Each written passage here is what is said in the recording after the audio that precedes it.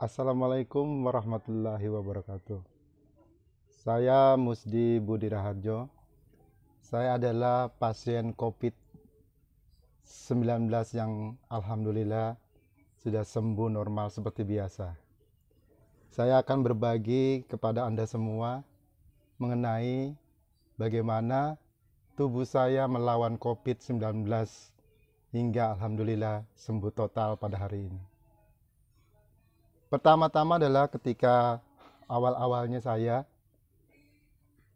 ketika mungkin ya saya terlambat menyadarinya pada saat saya batuk. Ketika saya batuk, seperti biasa saya membeli obat di toko atau apotik, obat batuk biasa ya, yang cair. Saya minum sampai 3 hari batuknya itu tidak sembuh-sembuh. Akhirnya saya berpikiran obat batuknya kurang manjur. Saya beli lagi 1 botol lagi obat batuk yang dengan komposisinya lebih tinggi. Ya, pada saat itulah saya minum obat batuk lagi. Tidak lama saya disertai flu. Ya, pada saat itu botol yang kedua sudah habis juga tapi batuk masih menyerang. Disitulah saya mulai curiga kalau saya mungkin terkena virus COVID. Ketika seminggu setelah saya batuk tidak sembuh, mulai gejala-gejala COVID itu timbul di tubuh saya. Pertama, saya tidak merasakan bau.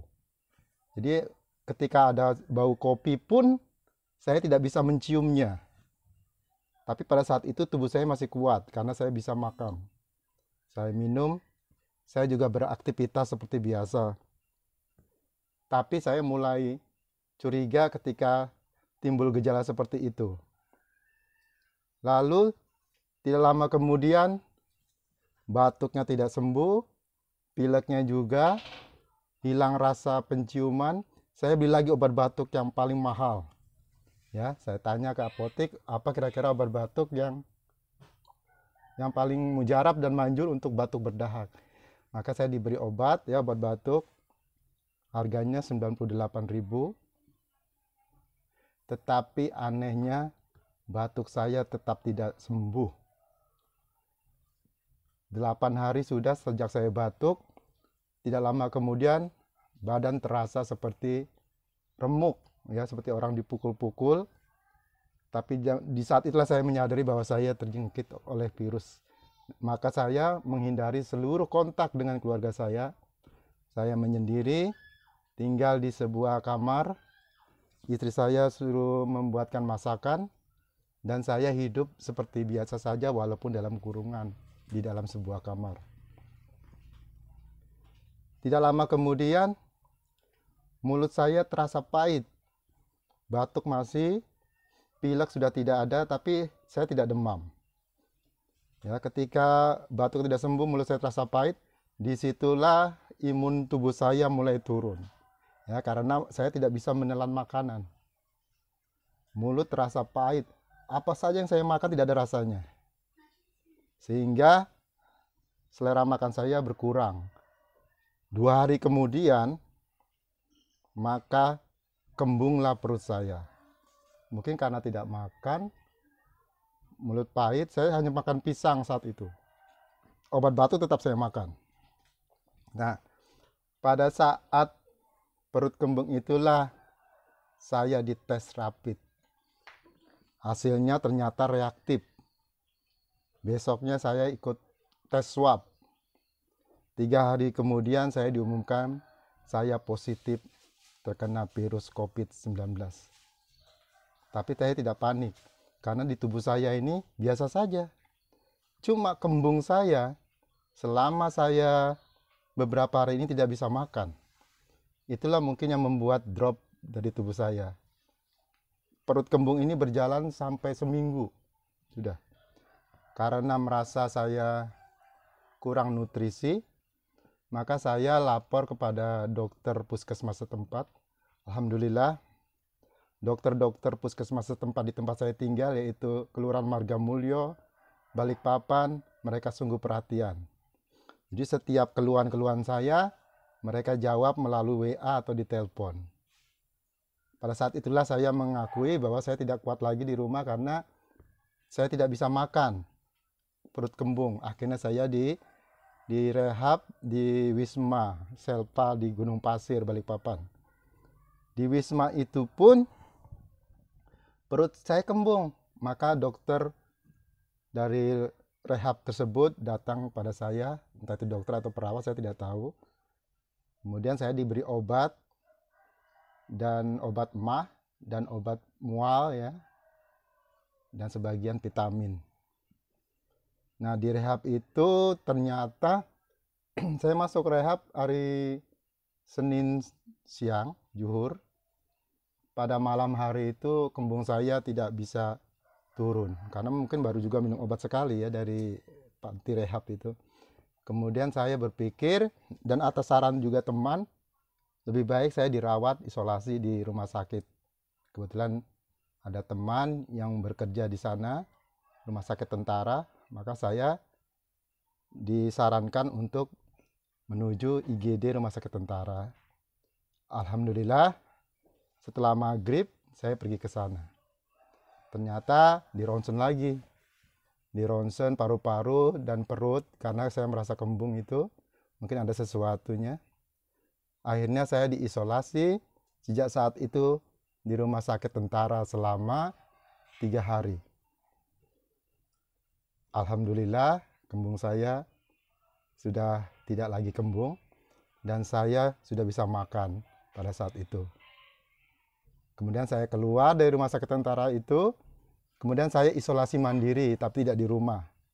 Saya pergi ke suatu tempat yang tidak berkumpul dengan keluarga dan saya sendiri hidup di sana. Untuk makan saya bisa pesan melalui GoFood atau makan makanan yang ada di sekitar situ.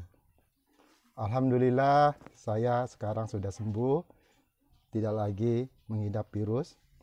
Ada beberapa pesan yang saya pesankan kepada seluruh masyarakat Indonesia pada umumnya. Pertama, apabila kita sakit, kita harus pergi ke dokter, puskesmas, atau tempat-tempat yang memang dipercaya untuk memberikan obat. Jangan sekali-sekali kita membeli obat yang bukan sesuai dengan tubuh kita.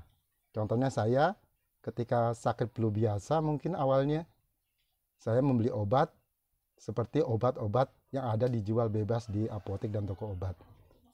Sebenarnya obat itu bagus, cuma komposisinya setiap orang berbeda-beda. Makanya kalau kita periksa ke dokter atau puskesmas, kita diperiksa denyut jantung kita, nadi kita, suhu kita untuk menentukan obat mana yang tepat. Kemudian juga kita ditanya apakah ada penyakitnya sehingga obat yang kita minum tidak kontradiksi dengan penyakit yang ada di dalam tubuh kita. Ingat sekali lagi, jangan remehkan penyakit, terutama penyakit batuk, flu. Untuk saat pandemi ini bisa jadi yang awalnya penyakit biasa akan menjadi penyakit yang sangat berbahaya. Pergi ke dokter untuk menentukan dan meminum obat yang benar dan tepat. Dan jangan lupa tetap mengikuti protokol kesehatan. Memakai masker, mencuci tangan sebelum menyentuh muka dan mengambil makanan yang masuk ke dalam mulut. Jaga kesehatan, tetap makan yang banyak supaya imun di tubuh kita tetap baik. Ingat, virus corona tidak terlalu jahat. Yang jahat itu adalah ketika imun diri kita lemah, maka virus itulah merajalela di tubuh kita. Dan satu lagi pesan saya sebelum saya mengakhiri ini, dari sekarang hidup sehat, hidup tanpa langsung kontak kepada orang lain. Selama masih pandemi ini berlangsung dan vaksin untuk virus corona masih dicari dan ditemukan dan belum dijual bebas, maka diri kita lah sebagai pelindung utama dari virus tersebut. Virus corona bukan aib, jadi tidak perlu lagi dipermalukan. Apabila kita sakit, pergi ke dokter, jangan malu-malu. Karena virus corona bukan suatu aib, tapi ini adalah musibah, ujian bagi kita. Kalau kita terus terang mengatakan bahwa kita mungkin terjangkit virus corona, maka sebelum terlambat virus itu akan hilang karena dokter akan memberi obat-obatan. Terima kasih saya ucapkan seluruh gugus COVID Balikpapan, Kalimantan Timur, kalian semua hebat. Kemudian warga tim medis puskesmas, khususnya warga Mulyo Balikpapan Barat, Anda pejuang-pejuang hebat. Apalagi saya ucapkan terima kasih sebagai pahlawan saya, karena selama saya dirawat di rumah sakit, tim medis luar biasa. Mereka selalu datang pagi, siang, malam di ruang isolasi dengan menggunakan baju yang sangat sulit sekali. Saya sendiri pun kalau disuruh pakai baju itu dalam 1 jam atau 10 menit saja, saya akan merasa kesulitan. Tapi perawat-perawat di rumah sakit itu luar biasa. Sangat membantu saya. Dan teman-teman yang diisolasi di ruangan tersebut, kalian hebat. Semoga amal ibadah kalian akan diterima dan dijadikan Allah sebagai rahmat bekal untuk di hari kemudian. Luar biasa, saya ucapkan tim medis, gugus COVID, dan tim medis kelurahan, semoga kalian tetap sehat, dibahagiakan seluruh keluarga Anda. Kalianlah pahlawan saya, sehingga saya sekarang bisa hidup normal, terhindar dari virus itu. Terima kasih semuanya, terima kasih negara saya, terima kasih pemerintahan kota saya. Kami warga masyarakat mengucapkan sekali lagi terima kasih. Saya atas nama keluarga Musdi Budi Raharjo mengucapkan terima kasih. Assalamualaikum warahmatullahi wabarakatuh.